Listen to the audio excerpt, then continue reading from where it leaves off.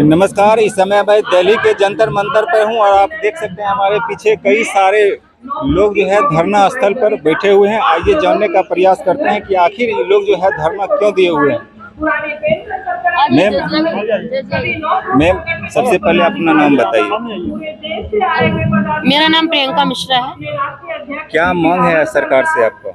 हम सख्त 3 कानून बनाने की मांग कर रहे हैं जो जनता हित में है, जिससे लोकतंत्र मजबूत होगा, जनतंत्र आएगा और भ्रष्टाचार भारत से खत्म होगा।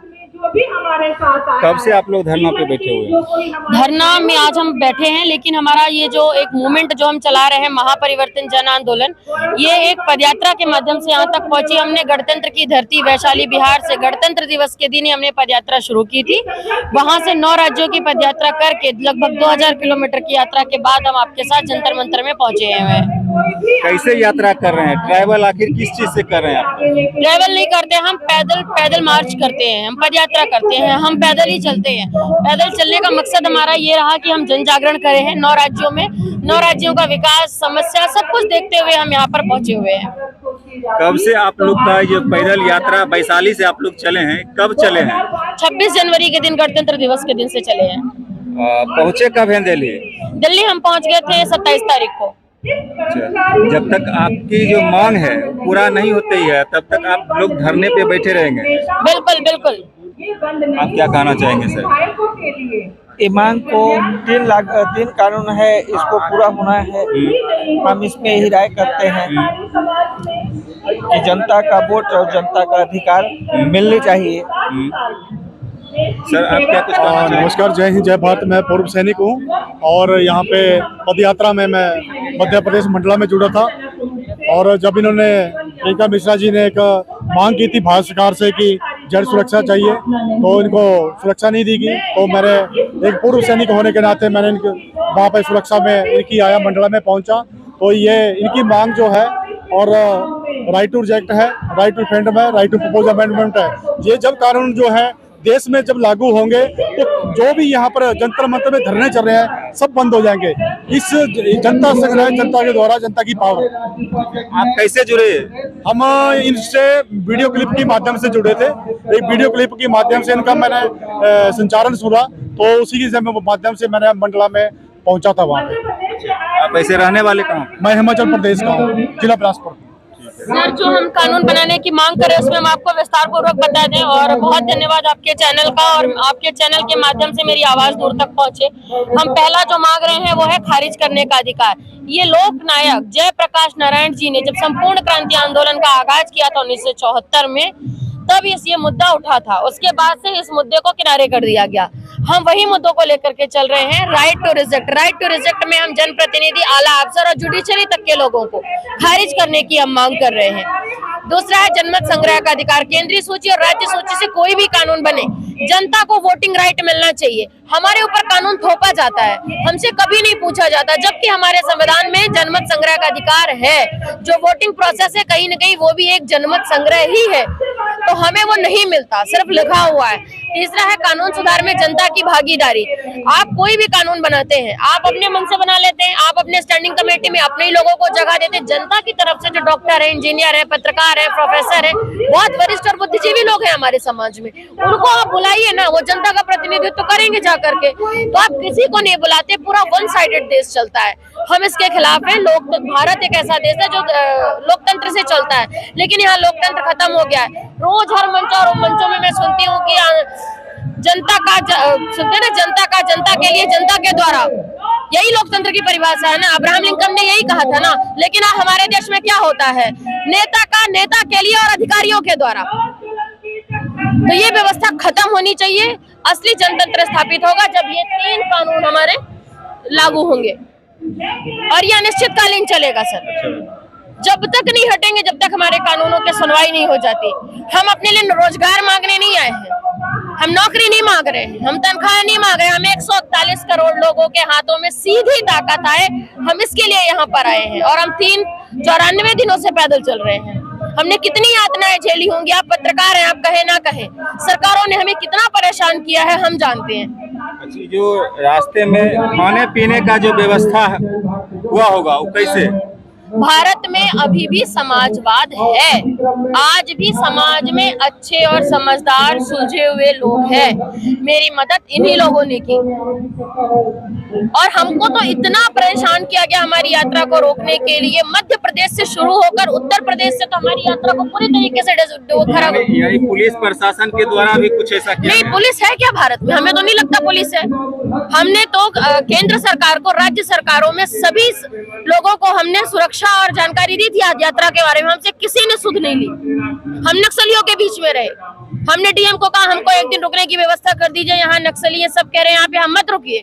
डीएम ने हमारी नहीं सुनी, हमसे वो ISO सर्टिफिकेट मांग रही थी। इस देश में ऐसे पढ़े लिखे डीएम और SDM है जिनको यही नहीं पता है कि ISO सर्टिफिकेट होता क्या है। कौन सा जिला का डीएम था? ये मध्य प्रदेश के बिछिया के थे। सर आप क्या कहना चाहेंगे? नहीं, ठीक है, लोकतंत्र को मजबूत करने की दिशा में ये उठाया गया पहल है। व्यवस्था परिवर्तन तो समुद्र मंथन के तरह का विषय है। उसे हम उस पर बड़ी बड़ी किताबें लिख सकते हैं, टुकड़े टुकड़े में उस पर अलग अलग विमर्श कर सकते हैं, लेकिन आंदोलन हमेशा एक पॉइंट पर होता है। तो इन्होंने 3 आंदोलन जो पिक किया है, 3 टॉपिक, 3 कानूनों को कहीं न कहीं लोकतंत्र को वो मजबूत बनाएंगे। और जो एक बार चुनाव होने के बाद जो 5 साल के लिए टेकन फॉर ग्रांटेड ले लेता है कोई भी सरकार, और वो सरकार भी कलेक्टिव रिस्पॉन्सिबिलिटी से काम नहीं करती, सामूहिक नेतृत्ववाद से काम नहीं करती। एक व्यक्ति के हाथ में कहीं न कहीं डेमोक्रेसी के वेश में आज भी मोनार्की दिखाई पड़ता है, आज भी डेमोक्रेसी के वेश में एरिस्टोक्रेसी दिखाई पड़ती है। तो कुल मिलाकर के जो व्यवस्था परिवर्तन का जो मुद्दा है, उसकी शुरुआत पॉलिटिकल रिफॉर्म से होनी चाहिए। और पॉलिटिकल रिफॉर्म की जब बात आती है तो ये 3 कानून उसमें बड़ा ही अहम स्थान रखते हैं। फिर पॉलिटिकल रिफॉर्म के बाद हमारा इकोनॉमिक रिफॉर्म, हमारा सोशल रिफॉर्म, हमारा एडमिनिस्ट्रेटिव रिफॉर्म। पॉलिटिकल और एडमिनिस्ट्रेटिव ये दोनों कॉम्बो सिस्टम है, जिसमें कि पॉलिटिकल सिस्टम जो है वो चुनाव के जरिए एक पार्टी के जरिए वो पॉलिटिकल लीडरशिप प्राप्त होती है। लेकिन जो एडमिनिस्ट्रेटिव सिस्टम है वो ब्रिटिश लेगेसी से चला आ रहा है, जिससे भारत के सारे पॉलिटिकल रिजीम ने आज़ादी के पहले तो उनका विरोध करते थे, ICS का जो है टेरर ब्रिटिश पुलिस का, लेकिन जब वो सरकार में आए तो वो उनका बड़ा ही दुलारू पूत बन गया। जब वो सड़क पर होते हैं तो जनता के सारे सवालों से बड़ा एकाकार होते हैं, जब सरकार में जाते हैं तो वही पुलिस जिनका सड़क पर उनकी लाठी खाते हैं, उनका मुखालफत करते हैं, सरकार में जाते हैं तो वो पुलिस उनका सबसे प्यारा व्यक्ति बन जाता है। जनता जो उनको वोट देती है वो सेकंड में होती है। तो कुल मिलाकर के हमारी जो सिस्टम है उसमें जनता का वास्तविक राज नहीं दिखाई देता है। ये ठीक है कि बिल्कुल कोई नो भी नहीं है, चीज़ें बहुत बदली हैं, कुछ कॉस्मेटिक चेंज है, कुछ एक्चुअल चेंज भी है, लेकिन हमें ये लगता है कि जो जनता का जो सेवक कहलाता है उसे जनता का सेवक सचमुच में बनाओ। जो पॉलिटिकल लीडरशिप जो चुनाव में 5 साल तो वोट देने आती है, क्या वो हर हफ्ते जनता दरबार लगा करके जनता की समस्याओं को सुन करके क्या उनका समाधान करती है? ठीक है, जनता भी स्वार्थी है आज की तारीख में, मैं ये नहीं कहता जनता बड़ी भोली वाली है। जनता जब ग्रुप बनाती है, अब जैसे कि अभी ये लोग हमारे सरकारी मुलाजिम लोग पेंशन की मांग कर रहे हैं, कितने स्वार्थ के वजह से कितने ही अंधे हो चुके लोग हैं। इन्हें ये नहीं लगता कि देश के 80 करोड़ बूढ़ों को 200 रुपये का पेंशन नहीं मिलता। आप उनकी मांग क्यों नहीं करते? आप अगर पेंशन न भी मिले तो आप जिंदा रह सकते हैं, खाना खा सकते हैं, आपके बच्चे बड़े स्कूल में पढ़ सकते हैं, आप मिडिल क्लास का टैग नहीं हटने वाला। लेकिन देश के 80 करोड़ लोगों के बारे में सोचिए कि 60 साल के बाद उनकी क्या दशा बीतती है। उन्हें जो 400 रुपये का पेंशन दिया जाता है वो भी टाइमली नहीं मिलता। अगर इनको वो क्या बोलते हैं NPS के जरिए जो इनको सूद के आधार पर या PPF के आधार पर जो पेंशन मिलेगा तो वो भी कम से कम 4-5 हज़ार रुपये महीना मिलता होगा, या 10,000 मिलता होगा, या 20,000 मिलता होगा। और 2004 के पहले जितने सरकारी मुलाजिम थे वो तो पेंशन पा ही रहे हैं। सरकार के खजाने का ज़्यादा पैसा वेतन से ज़्यादा पेंशन में चला जाता है। तो ये पेंशन की मांग जो ये हो रही है, मैं तो इसका कतई समर्थन नहीं करता। ये लोग तो स्वार्थ में अंधे हो चुके हैं। ये केवल 2-3 करोड़ लोगों की बात करते हैं, देश के 80 करोड़ लोगों की बात होनी चाहिए, क्योंकि 80 करोड़ लोगों का ये जनतंत्र है। तो जब मेजोरिटी की बात जब तक नहीं सुनी जाएगी तो इस आंदोलन के जरिए हम देश के चतुर्मुखी दिशा में चौमुखी परिवर्तन लाने का आगाज करना चाह रहे हैं। ये सिंबॉलिज्म है पॉलिटिकल रिफॉर्म, लेकिन इसके बहाने हम व्यवस्था के वो तमाम परिवर्तन, चाहे वो पुलिस रिफॉर्म हो, चाहे आपकी मीडिया को कॉन्स्टिट्यूशनल दर्जा नहीं है, आप भटकते रहते हैं, जब चाहे तब कोई आपकी गर्दन मरोड़ सकता है। एक तरफ कॉर्पोरेट मरोड़ सकती है, दूसरी तरफ सरकार मरोड़ सकती है, और आपको लगता है सेंसेशनल न्यूज़ देंगे तो 2 पैसा मिल जाएगा। जब संवैधानिक दर्जा होगा तो मीडिया का जो रोल होगा वो विधायिका, कार्यपालिका और न्यायपालिका से भी ज़्यादा उत्तम, ज़्यादा पवित्र और ज़्यादा प्रभावकारी होगा। तो हम व्यवस्था परिवर्तन के जरिए मीडिया में भी रिफॉर्म लाना चाहते हैं, संवैधानिक दर्जा देना चाहते हैं, न्यायपालिका में रिफॉर्म लाना चाहते हैं। न्यायपालिका तो लोकतंत्र का अंग है, लेकिन बिना पैसे के न्याय नहीं मिलता।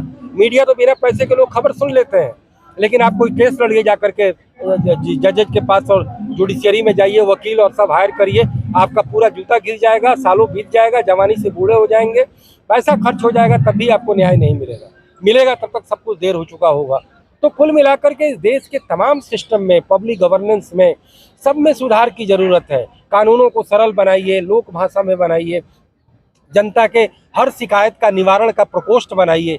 देश के 25 लाख दफ्तरों में आपका जब कंप्लेंट और रेड्रेसल मैकेनिज्म चलेगा तो उसमें काफ़ी सुधार होगा। मैं ये नहीं कहता कि सुधार नहीं आया है, सुधार आया है। तकनीकों ने भी बहुत बड़ा रोल अदा किया है, IT ने बहुत बड़ा काम किया है, लेकिन जहाँ जहाँ असंतुलन है, जहाँ जहाँ विसंगति है, जहाँ जहाँ विषमता है, जहाँ जहाँ विरूपता है, जहाँ जहाँ एक तरह से विद्रूपता है, उन सबको सही करने का काम हमारा ये महाआंदोलन और महाअभियान करने वाला है। और इसके जरिए जो व्यवस्था परिवर्तन एक सतत और चिरंतर मुद्दा है, लेकिन समाज के जितने वो कथित नामवर लोग हैं, रसूख वाले लोग हैं, वो केवल अपने इंटरेस्ट के मुताबिक अपने आंदोलन का बिंदु तय करते हैं, आंदोलन का मुद्दा तय करते हैं। अभी हमारे राहुल गांधी ने पूरे देश की पदयात्रा कर ली, बड़ी कष्ट साध्य काम किया, लेकिन उनका मैसेज क्या था? कोई व्यवस्था परिवर्तन का मुद्दा नहीं था।